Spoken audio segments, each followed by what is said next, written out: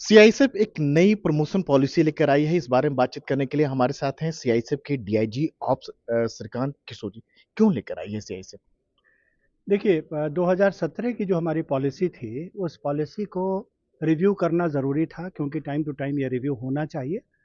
और हमारे डीजी महोदय के आने के बाद से जब उन्होंने देश के अलग-अलग यूनिट्स में विजिट्स के दौरान लड़कों से बातचीत की है, तो उसके बाद उनको जो कुछ फीडबैक मिले उसके मुताबिक वो इसको संशोधित करना चाहते थे। और ये बेसिक चेंज जो लेकर के आई है वो ये है कि पहले की हमारी जो पोस्टिंग पॉलिसी थी आप उसको home zone based posting policy कह सकते हैं। यानी कि आप आउट ऑफ होम ज़ोन बिताएँगे, फिर आप होम ज़ोन में बिताएँगे। लेकिन बहुत सारे लोग आज की डेट में बॉस होम ज़ोन में जाने के बजाय किसी निश्चित शहर में या किसी ख़ास लोकेशन में अपनी ज़रूरतों के मुताबिक बच्चों की पढ़ाई या किसी का कोई स्वास्थ्य संबंधी समस्या हो, तो उसके मुताबिक वो प्रेफ़र करते हैं कि उनको किसी लोकेशन में दिया जाए।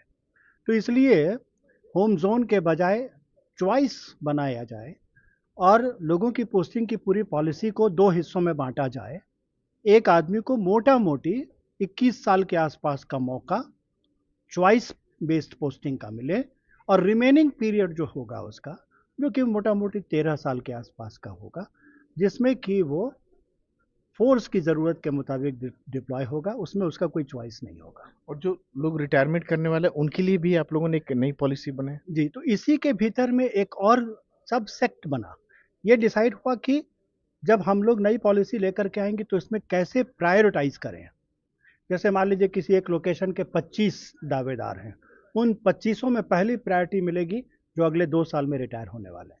दूसरी प्रायोरिटी में वो सिंगल लेडीज़ हैं, सिंगल हैं या विडो हैं। तीसरी प्रायोरिटी में कपल्स हैं। इन लोगों को पहले कंसीडर करेंगे, उसके बाद बाकी सबको कंसीडर करेंगे। मतलब अगर कोई ऐसा कपल है जो गवर्नमेंट जॉब में है, सपोज कीजिए कि पत्नी सीआईएसएफ में है, पति बीएसएफ में है या फिर दोनों कपल हैं, तो उनको भी आप लोग प्रायोरिटीज देंगे कि एक जगह रहकर काम कर सके अपना। जी, बिल्कुल। वैसे ये सिस्टम में महिलाओं के लिए ये बिल्कुल इनबिल्ट है कि महिलाएं केवल अपने पूरे करियर के 6 साल नॉन चॉइस पोस्टिंग करेंगी। उसके बाद वो हमेशा चॉइस पोस्टिंग में रहेंगी। तो इसके पीछे जो सोच है कि आपकी जो काम-काज करने का तरीका, जो चुनौतियाँ बढ़ रही है, इससे एफिशिएंसी बढ़े, इसके पीछे? जी हाँ, सबसे बड़ी ज़रूरत ये है कि जैसा हमारे डीजी महोदय का बार-बार का कहना है कि जो जो खुश है, जो मोटिवेटेड है, जो सैटिस्फाइड है, वही बेस्ट वर्कर हो सकता है।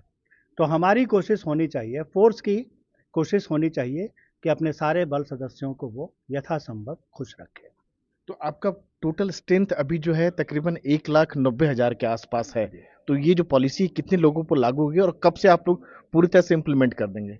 ये ये 98% ऑफ द टोटल पॉपुलेशन यानी कि सारे के सारे जो नॉन गज़ेटेड ऑफिसर्स हैं, इंस्पेक्टर एंड बिलो, उन सब पर लागू होगी, जो कि हमारी पूरी आबादी का 98% है।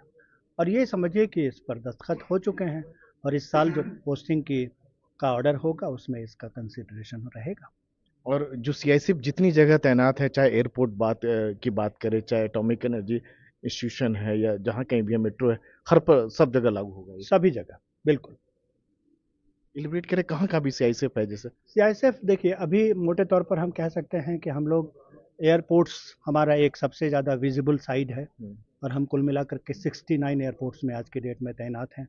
हम इसी तरह से दिल्ली मेट्रो, इसी तरह से हम कुल 12 पोर्ट्स के ऊपर में तैनात हैं। हम सारे एटॉमिक पावर प्लांट्स में हैं, डिपार्टमेंट ऑफ स्पेस के ऑर्गेनाइजेशंस में हैं, सारे स्टील प्लांट्स में हैं, थर्मल प्लांट्स में हैं, हाइडल पावर प्लांट्स में हैं। कुल मिलाकर के 359 यूनिट आज की डेट में सीआईएसएफ की हैं जो देश भर में फैली हुई हैं। तो कुल मिलाकर कोशिश है कि बल के कर्मियों को खुश रखने की कोशिश है, अपने काम को बेहतर तरीके से जी, अंजाम। वेलफेयर एंड ऑपरेशनल एफिशिएंसी ये 2 ही बेसिक फोकस एरिया है डीजीसीआईएसएफ का। इन दोनों को हमेशा हम लोग इंश्योर करेंगे। तो ज़ाहिर-सी बात है कि सीआईएसएफ जो है एक नई परमिशन पॉलिसी लेके आई है ताकि बल का जो कामकाज जो है वो बेहतर तरीके से हो सके। नई दिल्ली में राजीव रंजन, एनडीटीवी इंडिया।